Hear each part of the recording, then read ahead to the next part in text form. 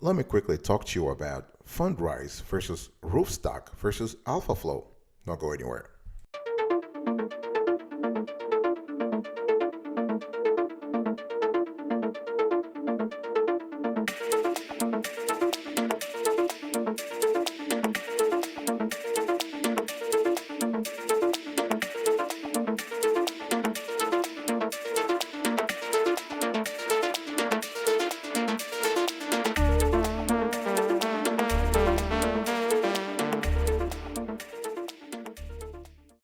Welcome back, folks, to another edition of the Awesome Sweetie Kiwi Show. How are you today? I hope you are doing fantastic. I'm doing marvelous if you're here to ask me. If you are doing as superb as I am, go grab a cup of coffee or tea or vodka and let's roll. In today's conversation, I want to compare and contrast Fundrise, Roofstock, and AlphaFlow. Of course, we are talking here about real estate crowdfunding platforms, right? One thing I want to say here is that currently there are hundreds of real estate crowdfunding platforms worldwide. Even for an experienced investor, choosing the right platform can be a time-consuming and confusing process. And it's definitely very difficult for a new or inexperienced investor. On top of that, each platform has its own specifics, style, and approach. So it can be very easy for investors to get lost in this environment. And not every platform is suitable for an investor's goal and expectations. So as you listen to today's conversation, as you listen to the comparative analysis I do between Fundrise, Roofstock, and AlphaFlow, it's important to keep in mind what's crucial for you. What is your investment goal? What is your time horizon? Okay, what is your risk profile? And in choosing the right platform, you have to actually pay attention to 3 or 4 criteria, what we call differentiators. Obviously, there is no standardized business model for real estate crowdfunding platforms, but you need to pay attention to a few things. Number one, the investment types. What kind of assets are offered on the platform? Number two, the property types and location. Or do you want to be geographically, I would say, exposed, or do you want to focus your investment in a specific state or region? What is the platform experience and history? This is very important also, right? You want to make sure there has been that the platform you are considering investing into has a track record, has a proven track record in terms of not only generating returns, but also paying dividends and so on and so forth. And you want to pay attention also to the fee policy. This is also a great differentiator when it comes to comparing and contrasting Fundrise, Roofstock, and AlphaFlow. And for the long-term success of a platform, the mix of real estate experience and the quality of the management team is crucial. In some cases, platforms are run by purely Silicon Valley tech companies who only happen to enter the real estate space. Those are the fintech companies, right? Let me give you an example. If you remember a few years ago, actually in 2018, we had the US platform Realty Shares, right?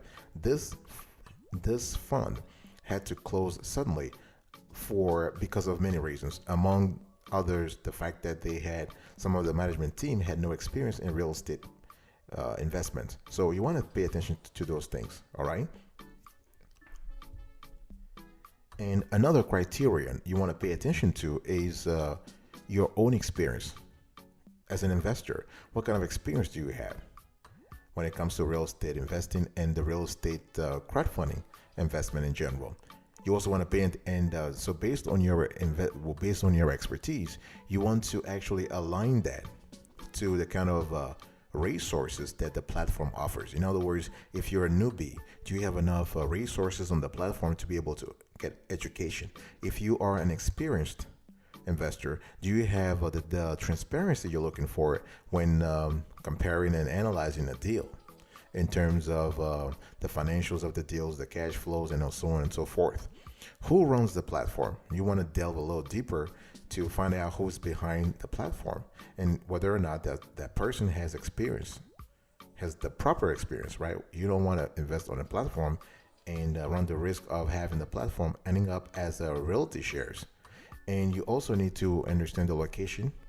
And most of the platforms are focused on their local market, and they don't offer international projects. You also have to think about secondary market and auto invest. What is that? Secondary market trading can be a very handy feature for investors, especially for those interested in long-term investments. It allows investors to buy and sell their investments with other investors, hence making their investments much more liquid. And some investors can also find an auto invest tool very important when choosing the right platform. And the auto invest tool is kind of cool because it automatically distributes your assets among available project deals within the platform. However, it is highly recommended to use this tool with caution. And think about the fees also, okay? The fees, you also have to think about the yields and liquidity. You want to research the liquidity and yields a platform is offering. Some holding periods can stretch to several years and make an investor's asset very illiquid. Also, that it may sound illogical, but some platforms can offer lower returns and higher risks, and others will have higher returns and lower risks. It really depends. Okay, so you have to do a little bit of homework before actually choosing the right platform.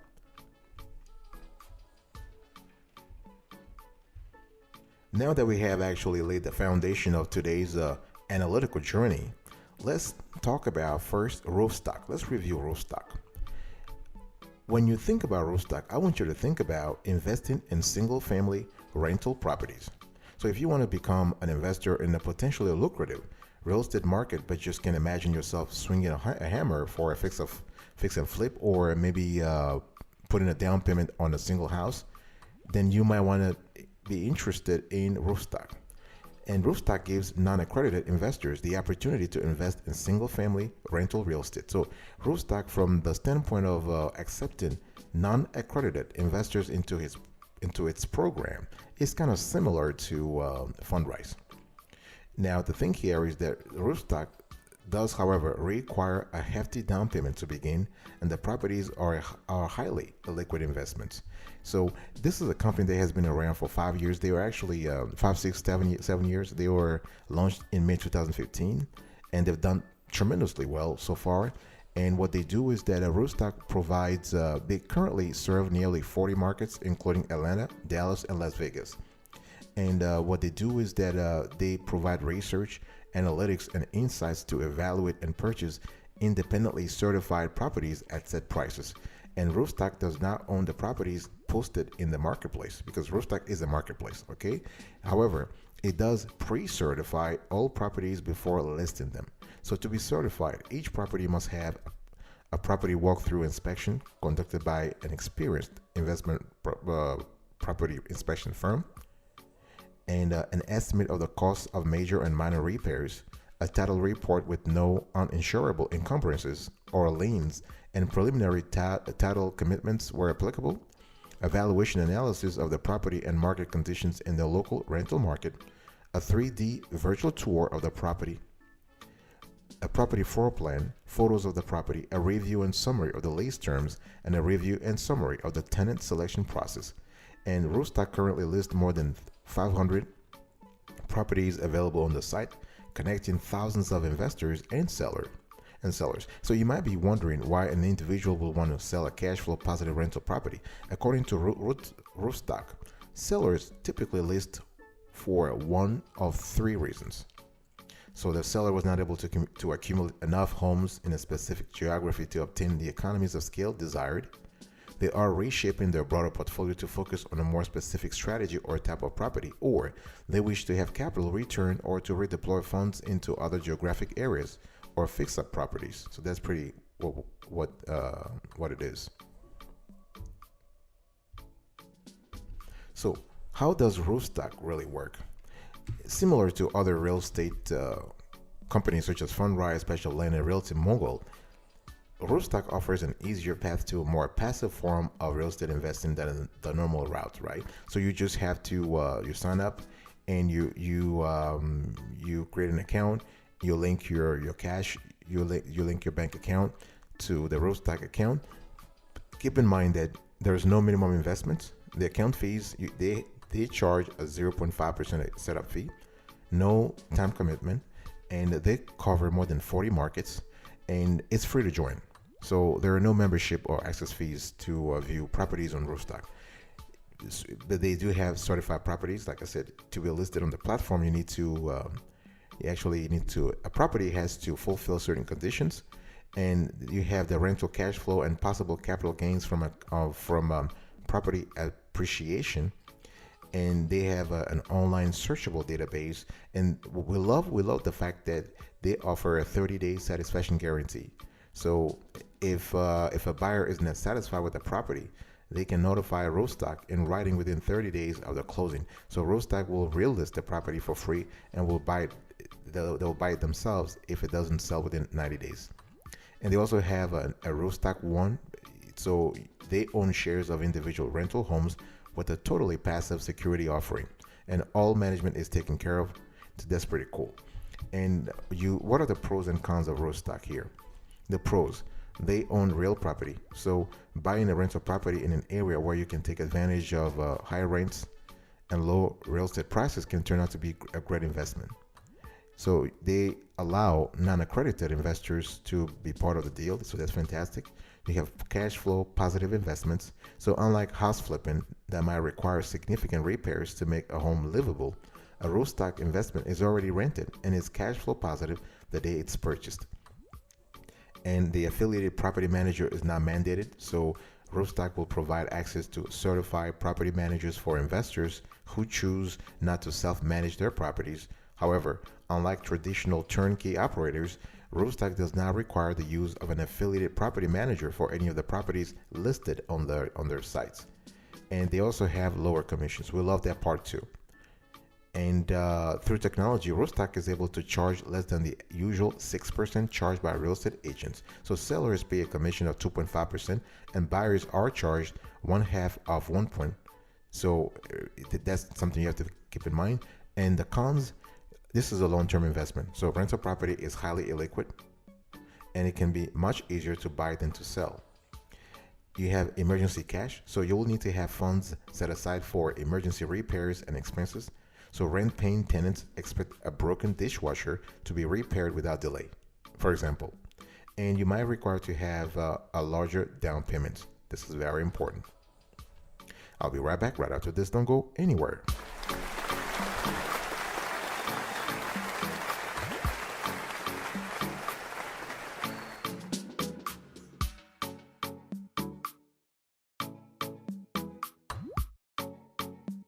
Welcome back, folks, to another edition of the Awesome Sweetie Kiwi Show. We are still comparing and contrasting Fundrise, Roofstock, and AlphaFlow.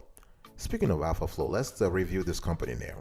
When you think about AlphaFlow, I want you to think about a constellation of managed portfolios of real estate investments. So AlphaFlow is really a real estate crowdfunding platform for people who want to leave the decision making to the pros. So if you are an accredited investor, all you have to do is fund your account and let the platform handle the rest. The service works with reputable lenders and has a very strict vetting process for potential investments for your peace of mind.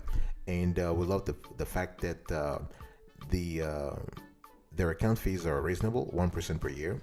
But the minimum investment is kind of steep for certain people, $10,000. You got to commit for at least 12 months. And they serve 30 states. Fantastic. And they offer debt equity, preferred equity, and direct ownership. So the one thing you have to understand here is that the fact that you have real estate professionals handling the whole thing is kind of cool, because then you have the breadth and depth of expertise needed to make sure your investments is carried on properly and that you can generate a high ROI. AlphaFlow's unique model means investors don't do any work after funding their accounts. So the company creates an optimized investment portfolio for each account with 75 to 100 notes they have at least 75 to 100 notes. Okay. And they do this because they want to make sure your investments are diversified, right? That makes sense. And the optimized portfolios target an 8 to 10% return, although that is not guaranteed. And AlphaFlow invests only in projects with a maximum 80% loan to value LTV on individual products and a maximum of 75 in a single portfolio. This is slightly more conservative than many other lenders that we have researched.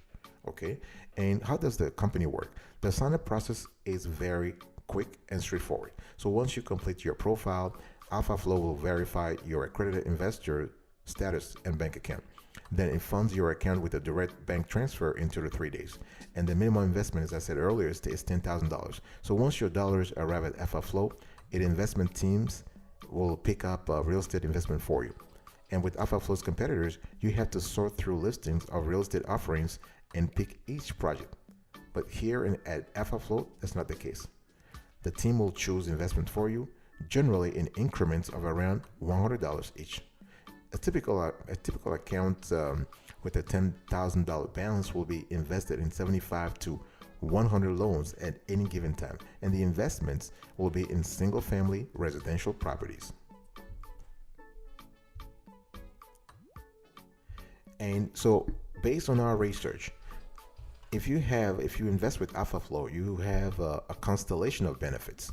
So AlphaFlow is ideal for investors who are interested in real estate but don't know where to start.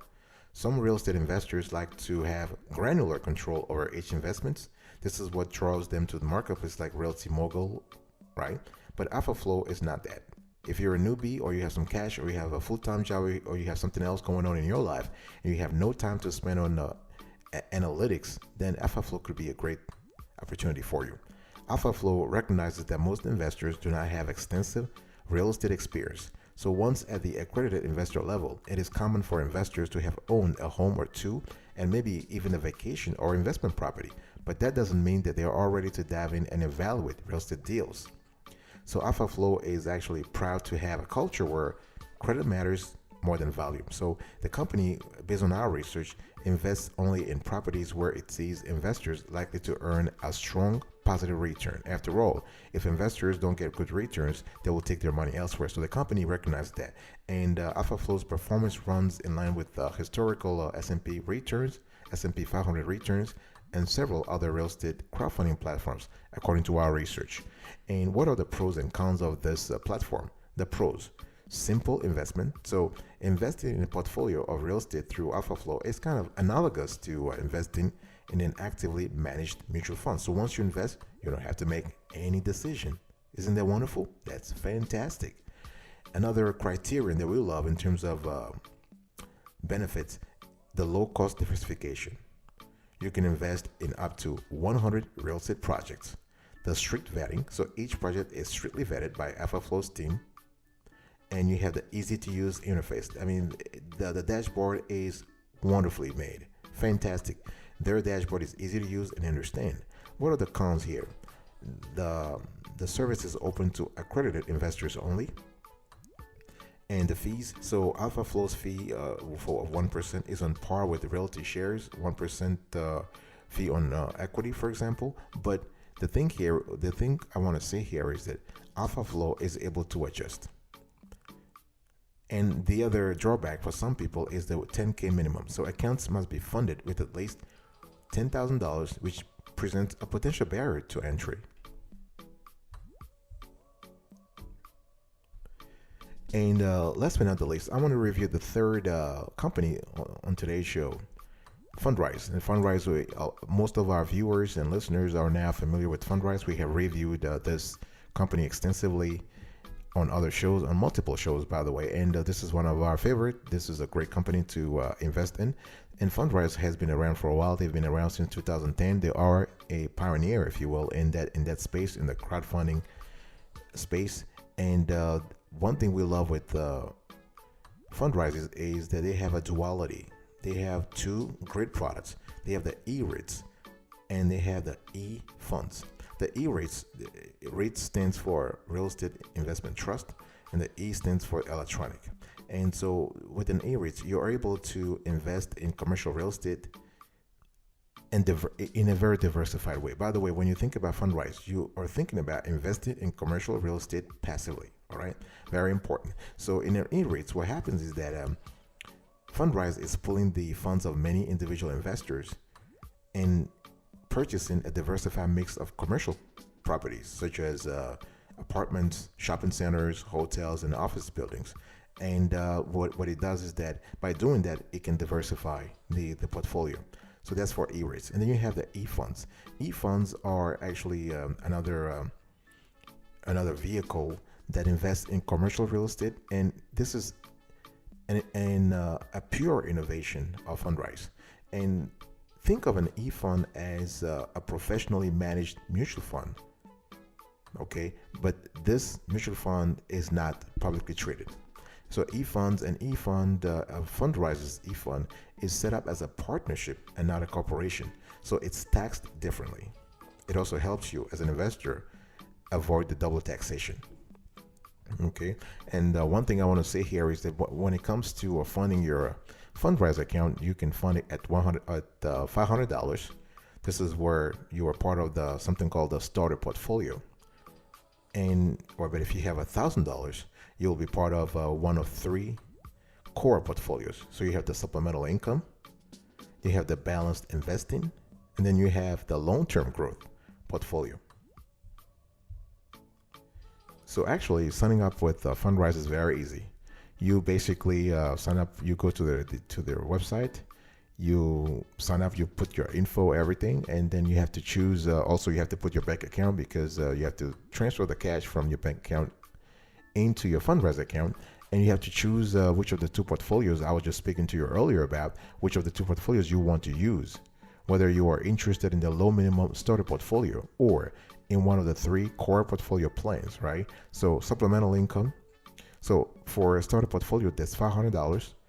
Supplemental income, the three core portfolio plans, the minimum amount is $1,000. So you have supplemental income. This is the steady income stream with a focus on dividends. That's what the portfolio is for. Then you have long-term growth. This is designed for potentially superior returns over the long term. And then you have the balanced investing, which is a hybrid. So this is basically a diversified portfolio made for greater wealth building.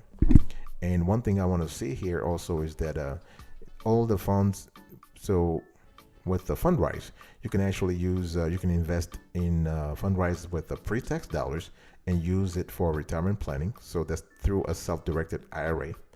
They have also actually announced a new innovation, if you will, they call it the Fundrise 2.0 platform. You can actually invest in real estate based upon your goals instead of types of investment or location.